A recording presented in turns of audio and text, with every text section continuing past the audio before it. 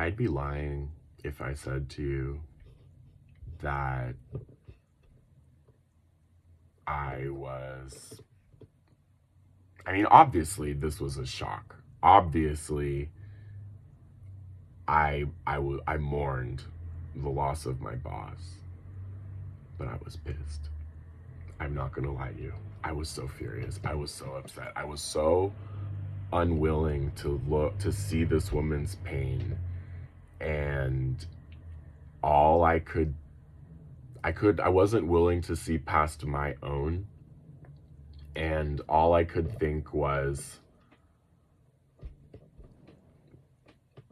I won't say it out of respect for her, but this person left us high and dry.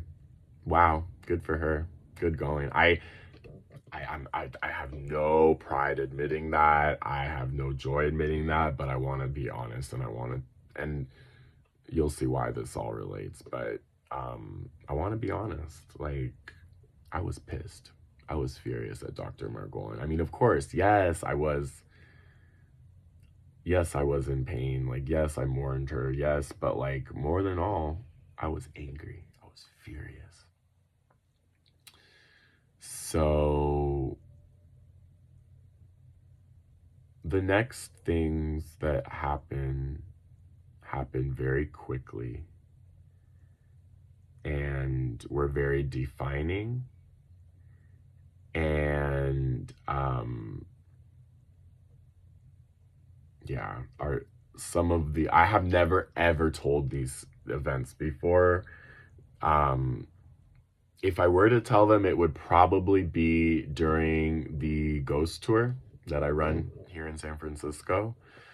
But I don't really do that. And I sure as hell have never thought that I'd be telling it on a video such as this one. The only reason I am is that there's no space to talk about this kind of stuff.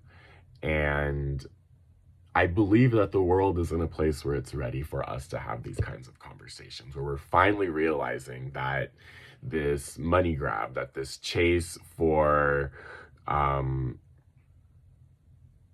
conquering worlds and bombing the shit out of people, white supremacy, all of that. I know you're not here for that, but all of these evils that have been in the world and that are now boiling over and threatening to ruin it for us all, okay?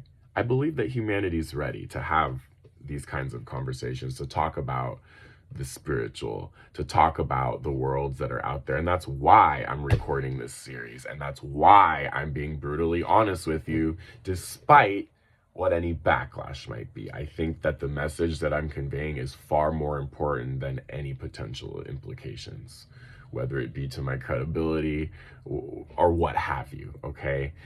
So, I was mad at Dr. Margolin. I was furious at her. And at some point along the story, the receptionist had mentioned, I know this is going to sound crazy, how much she had paid in rent to live there. And she had literally made a comment like, wow, like I would live here. By the way, in case it's the burning question on everyone's minds, Dr. Margolin did not take her life there. I don't think I could do that. Okay? She did it she did it somewhere else. Okay? She did not do it there at the premises. But I immediately hopped on that. And so what I came to find is that the landlord actually lived next door. And I got on her good side. My father came and visited me in Santa Barbara. I brought my father to come and meet the landlord, so she could see that I came from, in her own words, so that she could see that I came from a good family, because it was one of those landlords, if you know Summerlin, money's not an option. Money's not an object. She could have left that house empty if she wanted to, okay?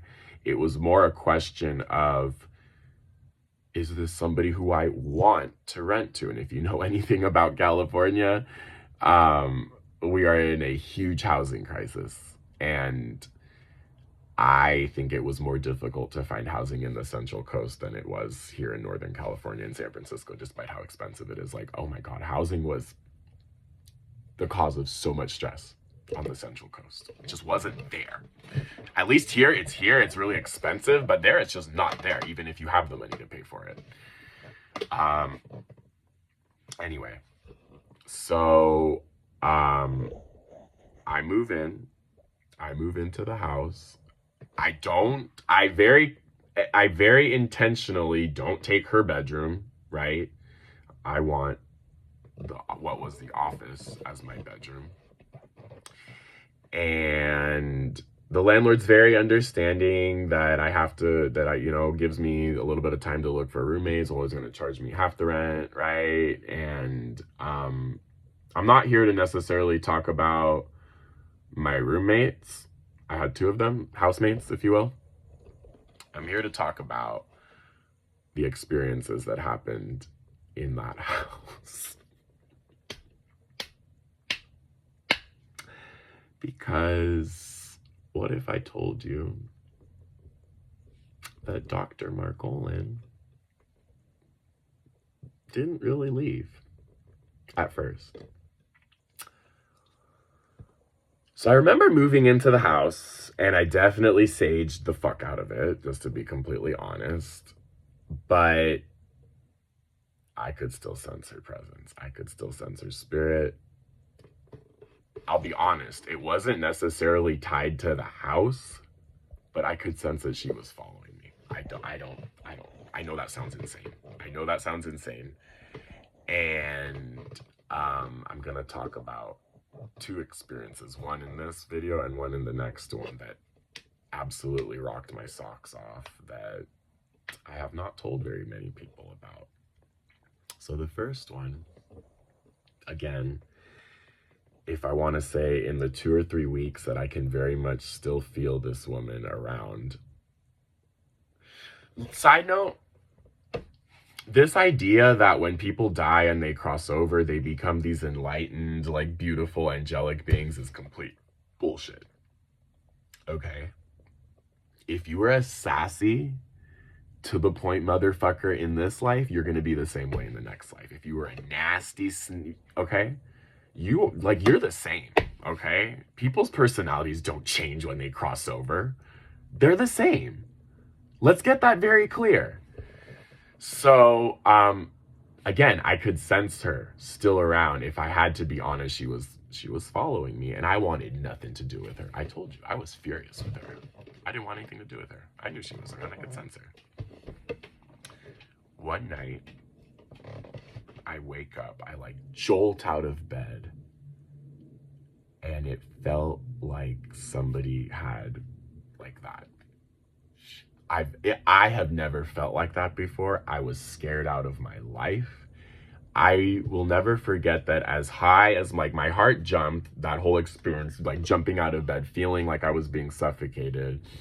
And then I remember something told me to look at the clock. So I look at the clock, at my digital clock in the room, and it says 1:43 a.m.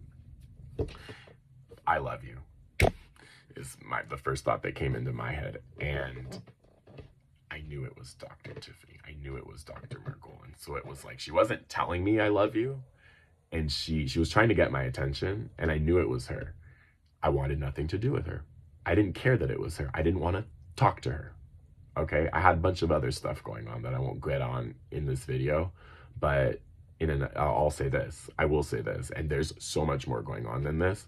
Remember the mudslides and the fires that happened in Montecito in Oprah's neighborhood in 2018? Yeah. That was going on at this very same time. So I had other things to worry about than my dead boss who screwed me over. In the next video, I'll talk about how this all of a sudden became